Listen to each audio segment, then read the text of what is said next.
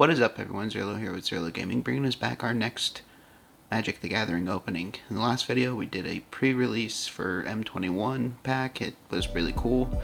Got some good value out of it, but more importantly, just kind of got to see what the pre-release demo would look like, and had we been there.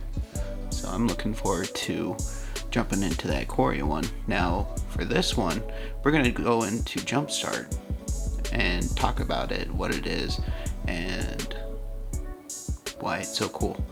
Now, Jumpstart itself is 2 packs, 20, or it is a 20 card booster pack. These have land in it. These are meant to be stacked as 2. So you get 2 of these, you shuffle them together, you play. Each one has its own random theme. So you might get an amazing deck, or you might get a real shit deck. You never know. So just kind of show you some options that there are. I'm just going to grab some of my jump starts from the past and show you those. So I'm going to set these ones aside. We're going to open these specially. But, alright, so I've got some packs that I've already opened. So the very first pack I opened, we have a theme here for Liliana. The cool part is it shows you the theme card for what it is. So if you don't know Liliana, well, behind here is Liliana. So let's go ahead and zoom in, take a look at her, and see what this theme's all about.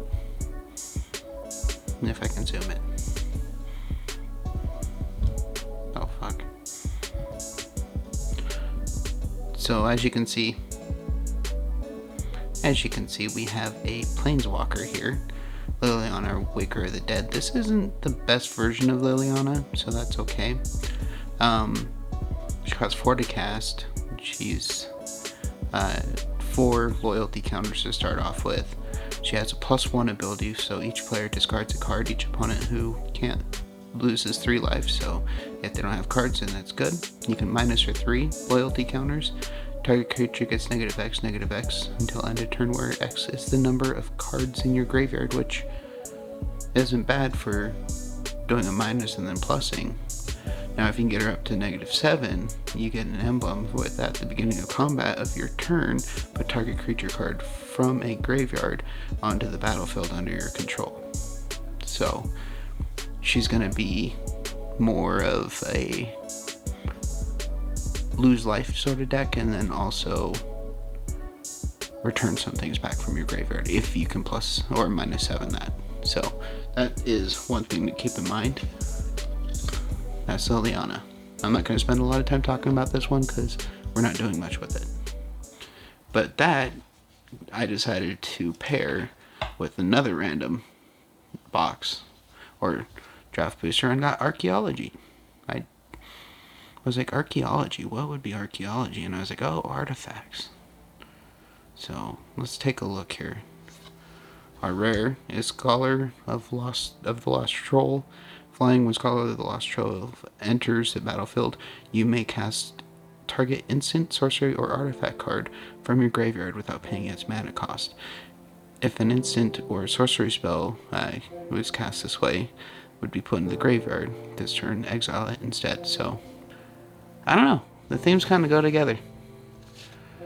You got the mill happy, you've got the lose cards, draw cards, but more importantly, return cards from the graveyard. So that's cool.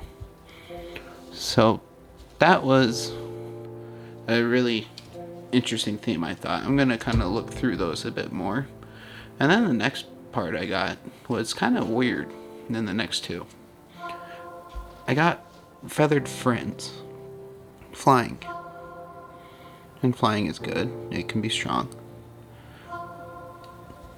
But its captain is a flying bird soldier. Whenever Still Plume Marshal attacks, other attacking creatures you control with flying at +2/+2 until end of turn. God damn, that's pretty good.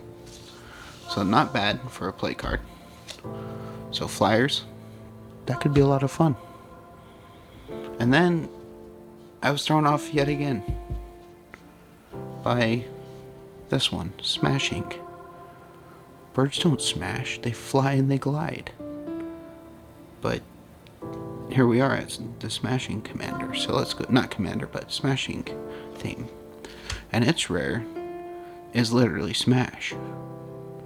So we've got Volcanic Salvo. So this spell costs 3 less to cast, where X is the total power of creatures you control. Volcanic Salvo deals 6 damage to each of up to 2 target creatures and or planeswalkers. So Smash. That's expensive though, to smash. That's interesting. But yeah, so out of those 4 packs, I think the themes could blend very well, surprisingly. Because you've got your flying creatures here that you can boost up and make really, really strong. And you've got these, which will just smash face. How cool is that? So that is those themes. Now, just since that was a quick kind of tutorial on that, what I'm going to do is actually open up those packs here. These ones. And we're going to take a look and see what our themes are. So, without further ado, let's go.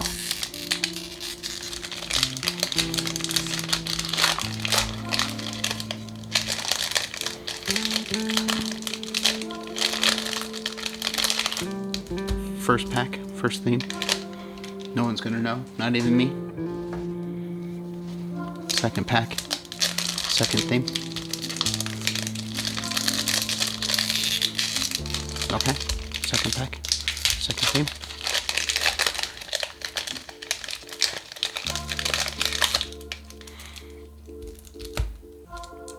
Alright, so here we are at the exciting point.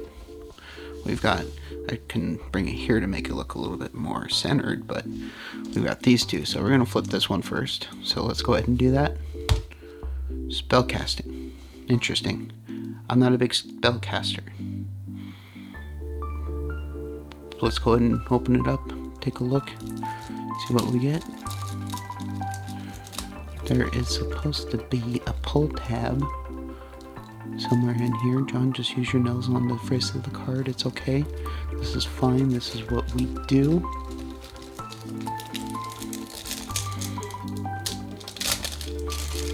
There we go. I'm going to go ahead and pull this off camera for a quick second, just so I can throw away the plastic. Alright, spellcasting. Jump over to the rare. And our rare is double vision. So whenever you cast your first instant or sorcery spell, each turn, copy that spell. You may choose a new target for the copy, so you can change spells. Definitely goes with spellcasting. I'm not super excited about this. I'm more excited about the Liliana and the Archaeology, but who knows? Maybe this will make me go, you know what? That might be a fun deck to play. So we're gonna go ahead and flip this. And well read. I have a feeling this is going to be a caster's delight.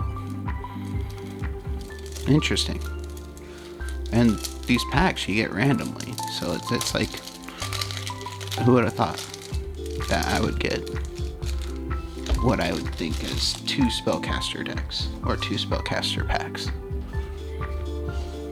So well read. And then here's our rare. Legendary creature Sphinx. Flying, if you would draw a card while your library has no cards in it, instead put 5+1/+1 counters on Ormos Archive Keeper. Discard 3 cards with different names, draw 5 cards. Oh, interesting, so you mill yourself. And lose cards whenever you draw a card, and you may pay 1 when you do. You may tap around, tap a creature. Yeah, seems like the theme for this one, hopefully, would be well read and well thought through. So, I don't know, for the 2 themes, I think it would work together. Just not my sort of theme. I might be curious about the Feathered Friends and smashing a bit more. So, I will think about that a little bit and maybe put together something, maybe be able to show a game of this at some point in the future. Right now I just do these recordings at night in my room all alone. and just have fun with it. So, with that, we got our spellcasters, we have our well-read peoples, we have our feathered friends, we have our smashing good times, we have our Liliana, who should never get into archaeology, so not too bad. I'm pretty happy with that. There's 3 decks right there, so let me know what you think about the jumpstart option where you just grab 2 packs, shuffle them together, and just start playing. I love the idea. I think it's amazing. But I'm always open to more opinions.